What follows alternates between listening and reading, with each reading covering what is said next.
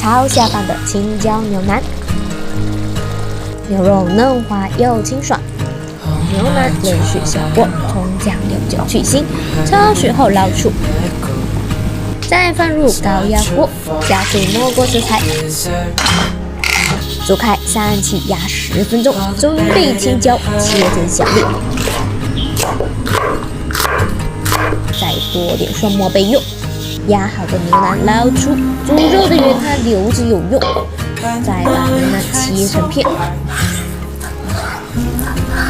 青椒下锅煸炒，微微就香盛出，菜籽油加猪油爆香蒜末，豆腐、牛肉和青椒浇几勺牛肉原汤，盐、生抽、味精调味，翻炒均匀，大火收汁。